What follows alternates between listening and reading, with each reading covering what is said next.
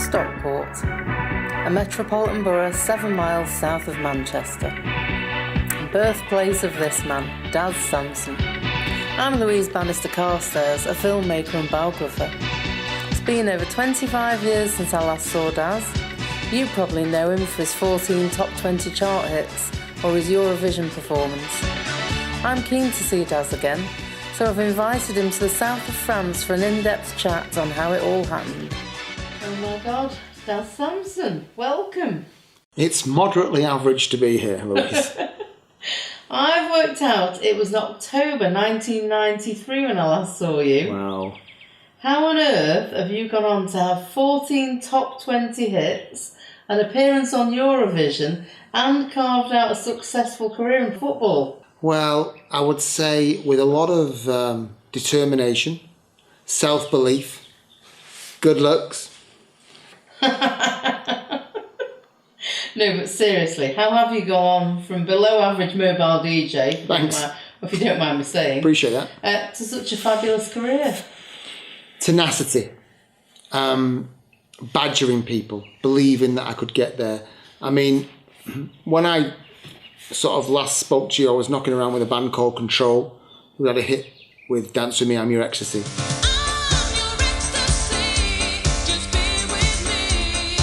And it was during that time that I was getting to know key players within the industry, like All Around the World Records, who eventually signed my Kung Fu Fighting song. That whole 93 experience was all making contacts, badgering people, sending letters out, trying to make people laugh, which went against me at some point later on in my career because they just thought I was a clown. Some people still do, particularly when they're bending over.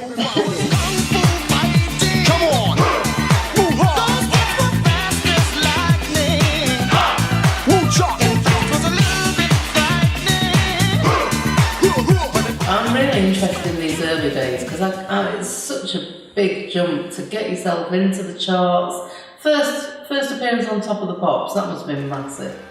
First appearance on Top of the Pops was May 1998. Now you're talking about a guy that had been working 5 years trying. Yeah. So seeing all these famous faces. I mean, the Spice Girls was on my first Top of the Pops. And I still remember the funny story actually, because I was in the Top of the Pops studio with Matt Cadman, who was the A&R All Around the World. And we stood in the studio and the Spice Girls were on the stage no further away from what you are. Literally feet away. My ears still hurt. And they were doing that Viva Forever, which was, for me, one of probably their best songs. And at the end of the performance, 4 of them walk out that way and Jerry walks out that door there. And I remember me and Matt looking at each other and thinking, trouble at the mill there. And about 2 days later, it was announced that Jerry was leaving, and I, for one, only just got over that. Not Jerry leaving, the fact that I was stood 2 fucking foot away from them listening to those tone-deaf bastards singing. So you had an inside track on the Spice Girls splitting. Yeah, but at that time, we didn't really think about it. We were all too pissed.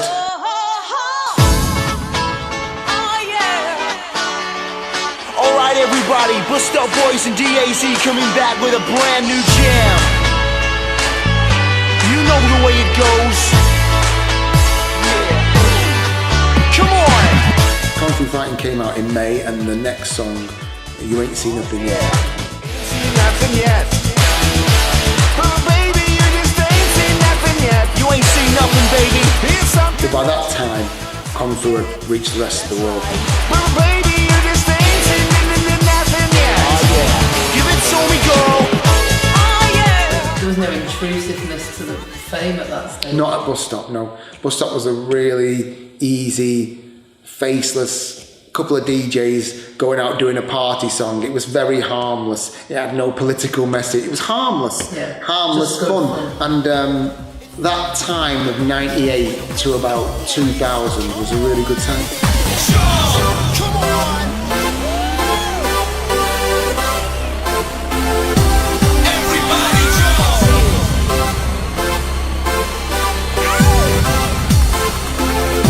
Let me see you jump. So does the money come in straight away? So Kung Fu Fighting hits.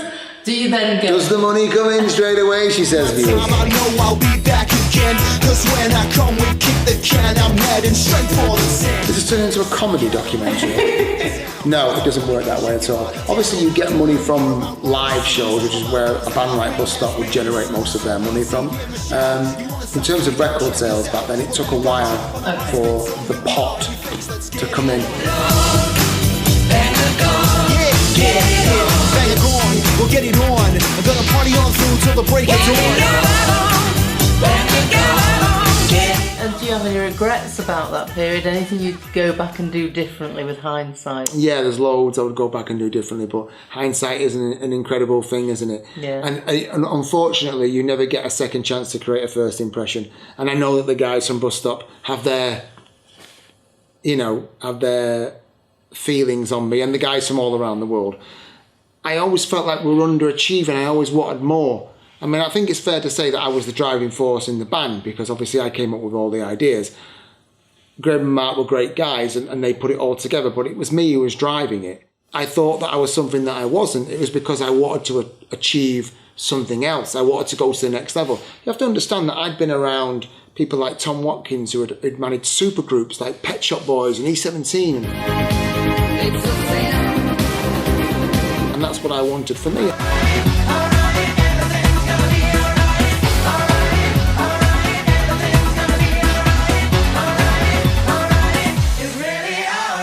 What came after Barn Dance Boys? The Barn Dance Boys sort of like was all over by 2003, and 2003 was quite a quiet year for me. Some of the things that we tried just didn't work, and I started to think, oh God. Did you start to feel despondent? I started maybe to think that Sausage Factory was on its way. Imagine the people would have loved that. Sampson back on his knees. Fuckers. Anyway, so I thought, yeah, 2003 was not a good year. So what did you do? Just take time off to rethink? No, we were still trying. And but then around about that time, the enigma that is Paul Keenan turned up within my life, and United Nations was born. Now, if you don't want to be singing this next song for the next few days, put your fingers in your ears, and now it's one of the catchiest tunes around. It's called Out of Touch. Here are United Nations. In 2004, when United Nations broke, it was like the second act.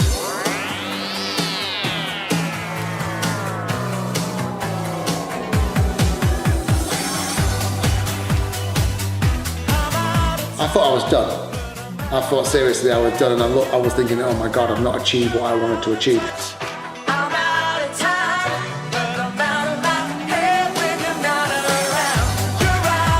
And again, it's all being in the right place at the right time, because at that time I'd moved from Stockport and I was living near Liverpool. So I was at a place near St Helens, so with Alison at that point. And the whole Liverpool house scene was what was driving the country musically. And I was living right on top of it. So you were inspired by that? And I was inspired by one of the biggest dance hits of that year, which was Call on Me by Eric Prydz. I remember listening to that thinking, holy shit. If this is where music's going, we're in for a right ride.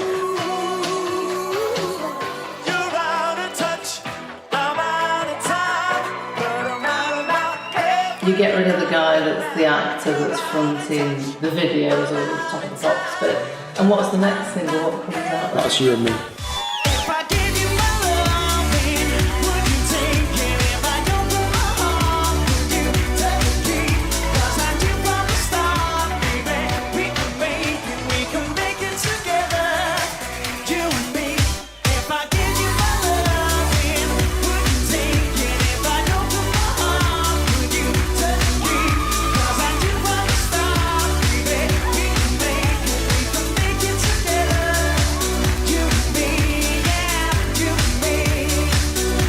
You're having all this success with United Nations.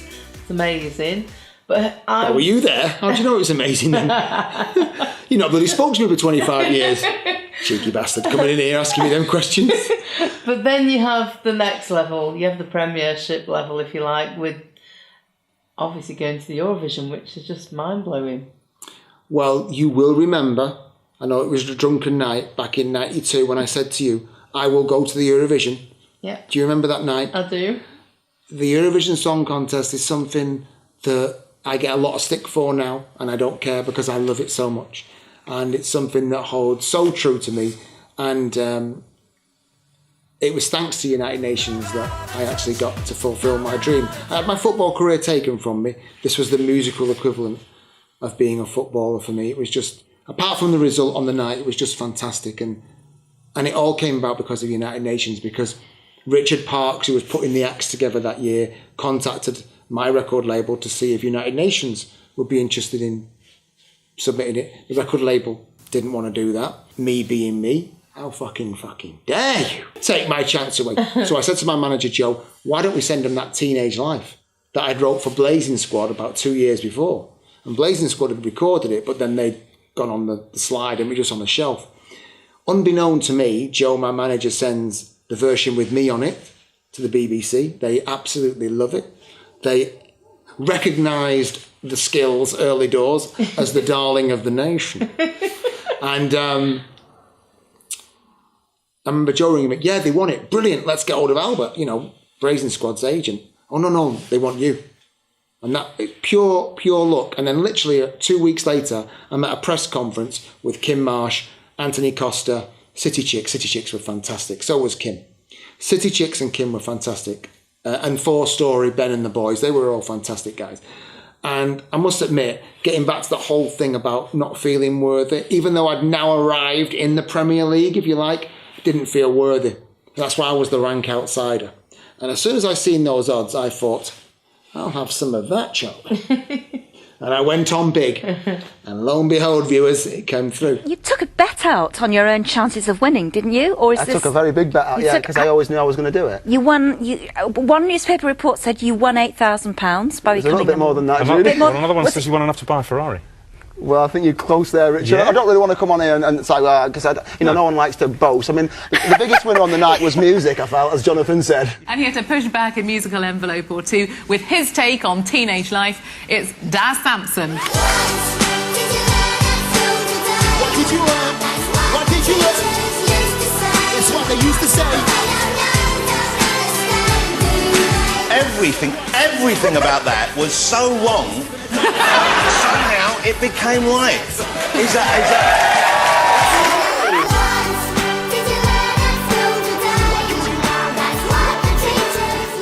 So you win making your mind up. The cameras stop rolling. Surely your life really changes at this point. To a certain extent, yeah. I do remember how the ticker tape comes down and you're off to Greece to represent your country, and I can remember the crowd leaving. I can remember pictures being taken, with the trophy, which I've still got. It's for sale, by the way, if anyone wants to buy it.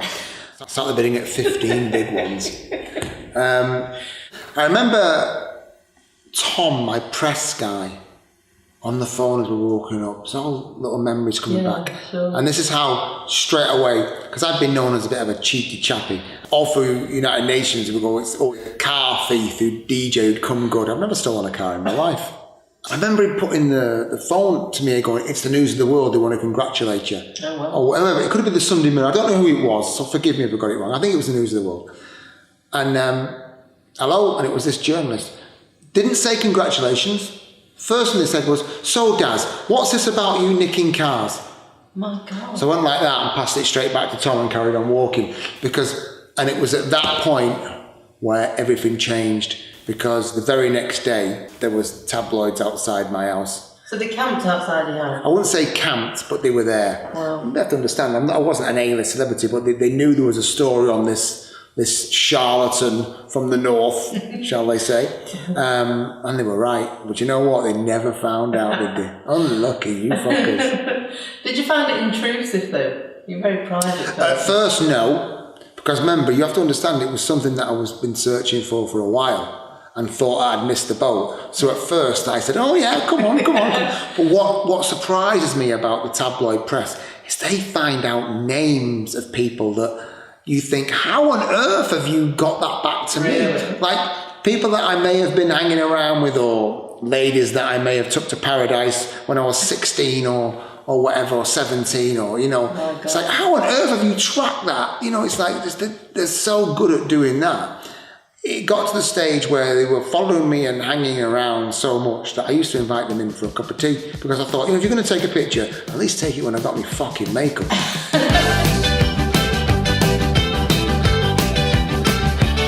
You gotta speed it up, and then you gotta slow it down. 'Cause if you believe that a love can... So I'm intrigued to know the day-to-day life when you're there, because you're there for quite a long time. It is a bubble that I cannot describe. I was fortunate because Sir Terry was still alive when I did Eurovision. God rest his soul. What a great man he was. You know how the girls are going to be attired? Yes. Thank goodness. And what about you? Where do I know what's coming here? What kind of threads will you be in, my man? Oh, gee, let me see. Stonewashed denim, anybody? No? No? OK, I'm going to leave that as a surprise on the night, I think. I'll leave it for a surprise on the night. But, You're going to wear that, aren't you? Yes, OK. Good man yourself. Wish him luck. Thank Daz you. Sampson. It's this cocoon that I can't. It's like almost like you're the president of the USA for 2 weeks, because there's so many people want a slice of you. I created a character, TV's Daz Sampson, during Athens. Oh, yeah. Daz is, as you can see, soaking up the sun in Athens. No, I'm practising meticulously, Paddy, you know that, but everyone's entitled to a 5-minute break. You can't even get a decent pina colada down here. What's going on? But unfortunately, people don't realise that that's an act, and they think that, who is that wank shaft? Ken Bruce on Radio 2 on Saturday. That's not how it really is. It's just acting in order to get attention. Now, you can see that the Athens Air has done wonders for Daz's confidence. What about your competitors? Who do you most worry about from last night or even already through at the final? Well, as you know, Paddy, I was really shocked last night when Belgium went out. I really fancied them to do really well. I think Finland, even though they're a little bit scary, will get a lot of votes for the sheer shock and novelty value. I think we've got to be scared of Greece and Sweden, the two divas there. But let's not worry about that too much. The Romanian song is quite good. Let's not worry about that too much. Let's worry about TV's Daz Sampson. What about TV and radio's Terry Wogan? What has he said to you? Legend. Guy's a legend. He's like the grandfather I never had. What's he said to you? He said we can do it. He said if we don't do it, it wouldn't be my fault. There we are. What better words to leave it with, Bill and Susanna? Two Sambucas, Dave. I'm going to be honest with you, I don't really say this that often. I knew we weren't winning Eurovision in 2006, and I knew the moment we got there. But what do you want me to say? We're going to get fucking battered. Or do you want me to say, yeah, we're going to fucking win this? And people take that as, he thought we were going to win, what an arrogant so-and-so. No, I didn't. I didn't think we were going to win for a minute. But what do you want me to do? You know, be positive and say, we're going to knock this out the park. And I'll tell you the moment I knew we weren't going to win, when we got into the arena, when we landed the first day, and we went straight to the arena for a rehearsal, and the Romanian song was doing its run through, Tornado, which is a great song. And I remember looking at a couple of people and thinking, oh, going back to what I was saying before, it's a massive stage. Not just as in its size, this is the creme de la month. This is not the Premier League, it's the World Cup. You know, it's high. And it's a very, very, very, very lonely place, that stage. So the cocoon and the bubble that happens for those 2 weeks, see, when you come out of it, it's weird. It's like you're up there and you just fall like that. So Euro fans who do slate me, for still 13 years later, slate me, have no idea what it's like because they haven't done it. But I am. Now keep your powder dry because it's the UK next. Song 15, Daz Sampson. A man who's known for his engaging modesty. UK, Daz Sampson, his big, big night. What did you learn at school today? That's what the teachers used to say. So you're in that arena, a couple of songs before you go on. How are you feeling? Lou, for the first time in my life, nerves take over. I've always wanted to be a footballer, as you know, and this was my World Cup final, the musical equivalent. I remember how it works at Eurovision. You're in this conveyor belt. So like when your fourth song to go on, you start putting your ears in, your ears. When your third song to go on, you're doing your makeup. When your second song to go on, they're doing sound checks on your mic. It's very, very regimental. And I remember getting more and more and more nervous as we were going down from fourth song to go, 3 songs to go, 2 songs to go. I didn't watch any of the competition. You know, I was just like, didn't watch it. Did afterwards, but not during the night. And I remember we were song 15. So again, we were in the middle, we were more or less in the middle. And we were song 15, and I remember from song 13, I was struggling, nerves-wise, for the first time ever in my career, ever. And for the first time ever in my career, I couldn't remember the lyrics. The first time ever.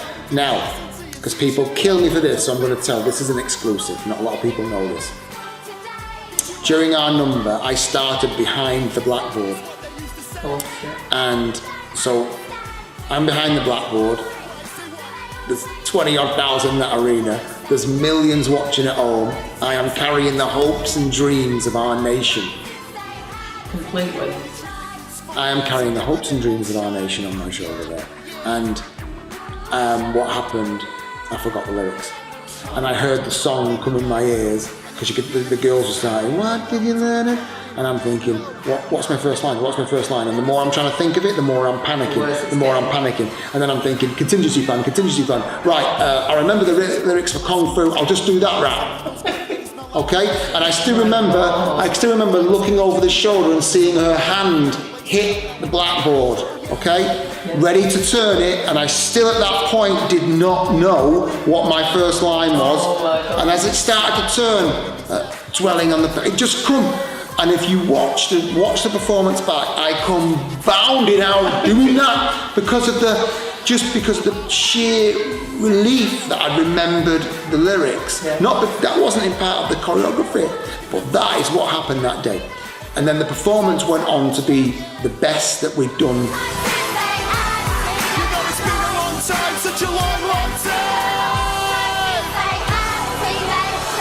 Daz Sampson. Thank you both for the music.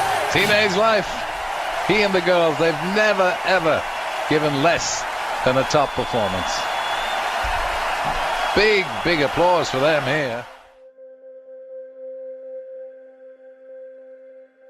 You know, one thing that always sticks out to me from Eurovision 2006 was the elation of the performance and the fact that we thought that we'd really done something special against how it all fell apart when the results come in, and some of the scenes from the green room as the results were coming in were very deflating and somewhat upsetting.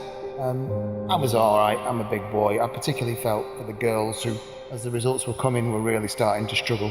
They'd never been in an environment like this. They were young, but they did tremendously well. I mean, I couldn't have asked for anything more from them.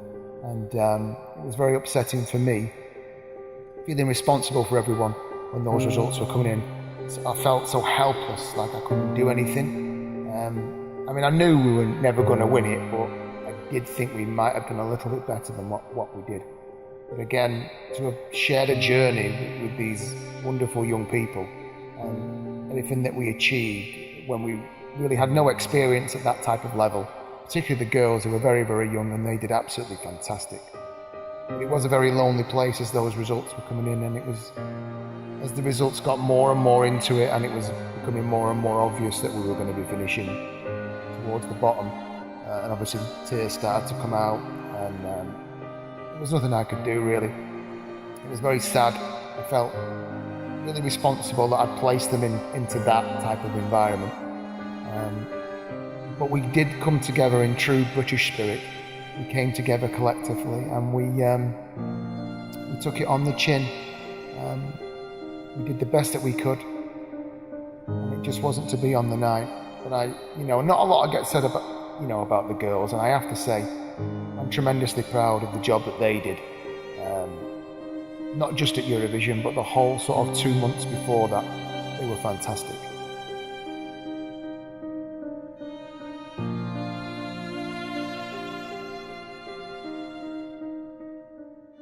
So you've had all the success, you've had the top 20 hits, you've had Eurovision.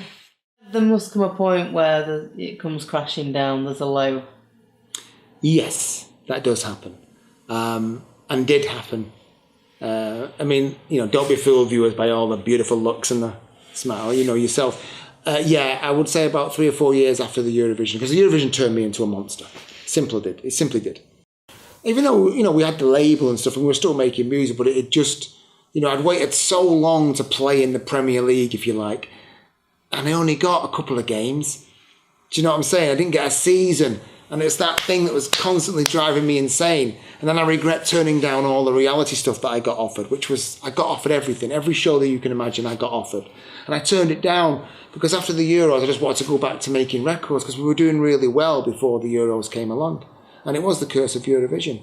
And I did sink pretty low for a while. And it cost me my relationship and I got divorced and stuff. And then just when you thought that it couldn't get low, oh fucking hell, it got a lot lower than that, Louise.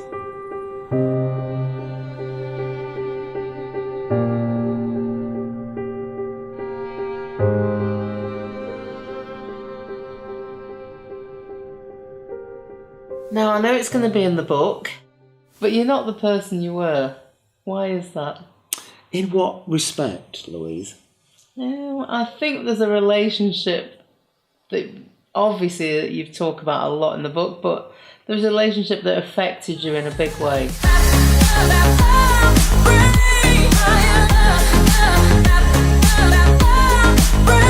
Well, yes, unfortunately. And I don't want to go too deep on this because the other person hasn't got the right to reply, and it's just all my side of the story.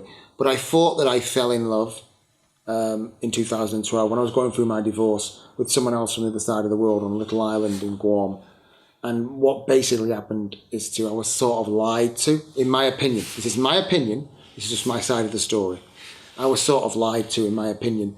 And I wanted to say to if anyone watching this, if you meet someone and within a week they start talking about, I'm your soulmate, you're the most amazing thing in the world, there's a pretty good chance they're fucking lying to you.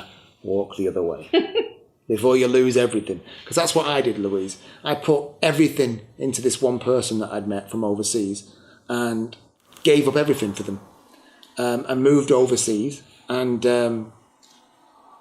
only to realise that I probably wasn't loved as much as I loved them. And it's hard for me to admit the word love. You've known me for a long time.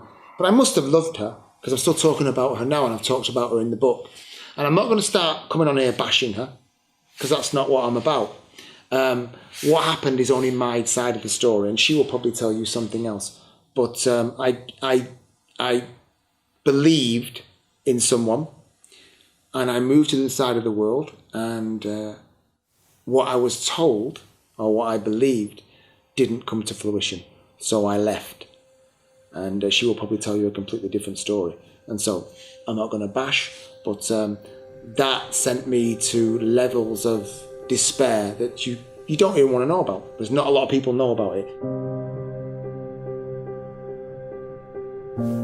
4 years down the line, I'm still not properly over it. However, am I past it? Yes. But I'm not over it because for someone who loyalty is everything, right? Which is why I set up Sporting Riffraff. In Sporting Riffraff, everyone's equal, okay? So loyalty is everything. And to be lied to is a very, very hard pill to swallow. And that's all I'm going to say on the matter.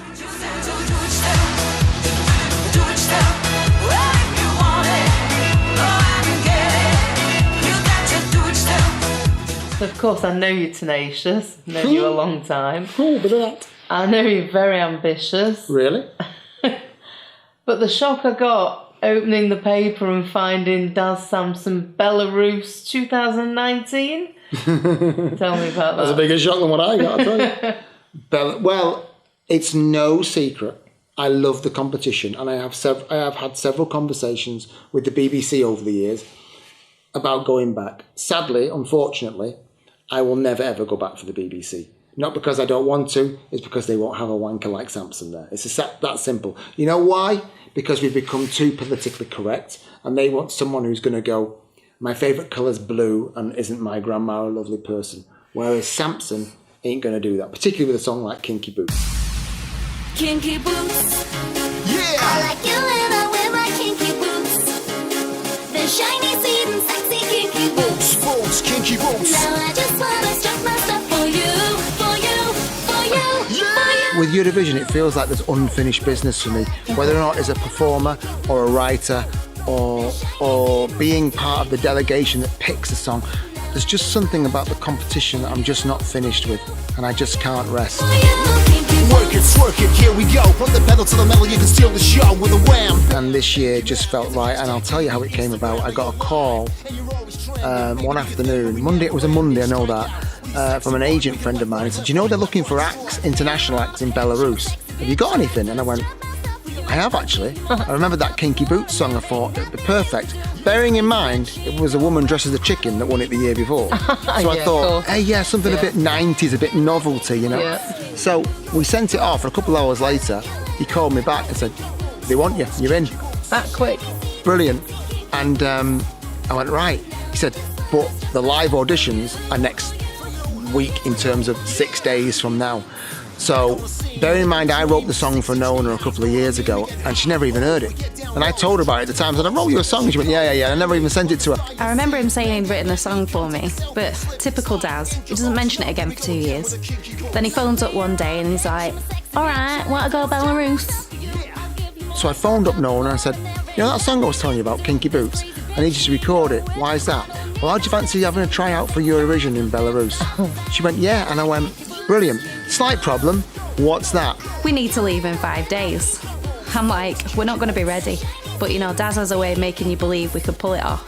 Plus, the song was really catchy. So she has to learn the song, we have to do a promotional video, sort the tickets out, work out a choreography, get it right, and go and try and represent Belarus.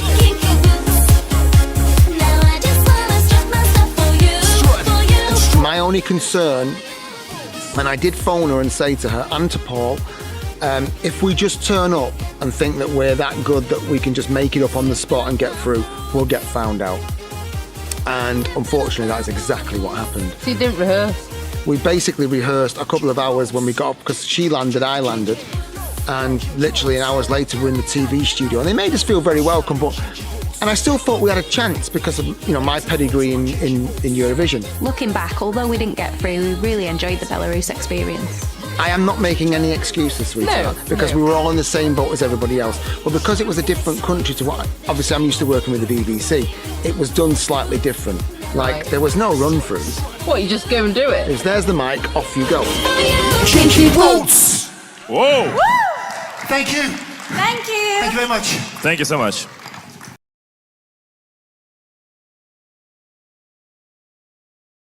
So just the technicality of, so you found out you're not going through, what happens? You go home the next day, is that how it works? I went home the next day, and the severity of the shock of missing out didn't hit me till a few days later, because I was so wrapped up in the euphoria. Euro fans don't realise this because they just see me as this jokey character. But I'd waited 12 years, Louise. 12 years to try that again. And that's 12 years of pestering the BBC, writing songs. All right? So props to Belarus for giving me the chance. The ironic thing, I think, that is that the closest pop song to Kinky Boots actually went through for Belarus.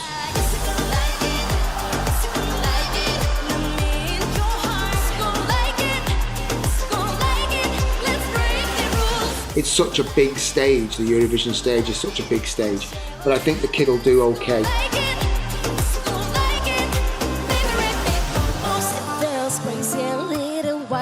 I just know what's going to happen.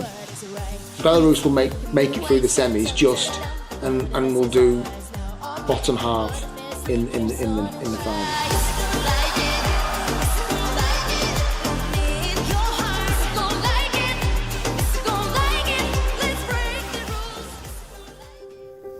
As we spent the week together, it was clear that Daz protects himself by using humour and confidence as a defence mechanism. In private, I noticed he often puts himself down, and for a person who has achieved all he has, I found that very sad. This was also evident by the fact he received a substantial book offer several years ago, but he has chose not to complete it until now. So, you finally decided to finish your book after 11 years. Why did it take so long? Louise, it's such a good question. I mean, again, it goes back to that thing that we've been speaking about all week. I'm just a guy from a council house in south of Manchester, in the beautiful suburb of Edgerley, Stockport, that has this ability. But because obviously after the dark days of America, I didn't think God was going to be interested in me, you know. And the same people who give me my book deal 10, 11 years ago got back in contact and say, hey, you're going to finish this book then? And then lo and behold, I'm thinking, well, I don't want to sit down and write it myself. And then things happen for a reason. My old mate Louise Bannister Carstairs, who I'd not heard from for 20 odd years, contacts me saying, oh my God, Belarus, blah, blah, blah, blah. We got talking, I didn't even know she was a bloody writer. And so here I am, finishing a book, and also doing a documentary film. It's no bullshit in it, it's real.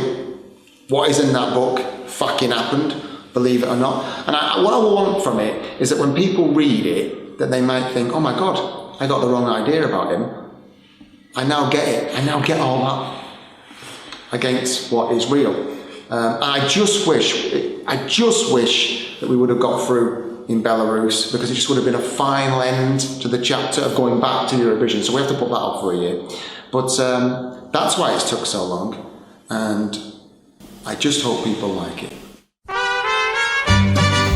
have to say, even after 25 years, the charisma and charm of Daz is still in abundance, often mistaken for cockiness and arrogance, but never made in malice. I firmly believe my friend will make it back to what he calls the greatest music competition in the world. Well, Daz Sampson, it's been so lovely having you here. Are you just saying that, Lou? No. Because I heard you were complaining about me being here, overstaying my welcome for the week. That's you just covering up with humour as usual. No. Is it that obvious? No. You've been lovely. It's been really great. It's been lovely doing the documentary, but the book, wow, it's going to be amazing. I can't wait. Do you think it's going to turn a few heads? I think it's going to turn a few people white. Do you reckon? We shall see. But it's the truth, because if it's not the truth, they can sue me, can't they? And there'll be no lawsuits here, folks. It's all the truth, but it's also, I know it's been difficult because you've opened your heart up, especially for the book. And it's a beautiful heart. Really is. But to be serious, you really have. You've opened up. It can't have been easy, but well, thank you. It's been lovely to be here. Thank you for your intriguing and somewhat upsetting at times questions. But hopefully it's not another 25 years before we see each other again. Definitely not. Louis Bagel, it's been beautiful. Au revoir. Funny how sometimes life just changes overnight. Magically everything we do turns out so right. Just like that, you pull rabbits out of your hat. You're like a charm that even wizards can't explain. How you make rainbows from a single drop of rain. Who can say it's a trick you learn how to play? When you're shooting for the moon and finally make it, there's a lucky star shining on you. The candle on the cake is yours, so take it. Make another wish, it's sure to come true. Isn't that the way you do it? Tell me I can do it too. Yes, the candle on the cake is yours, so take it. Make another wish, it's sure to come true. You say there's really nothing to it. Maybe I can do it too. I'd give that a few minutes, garçon.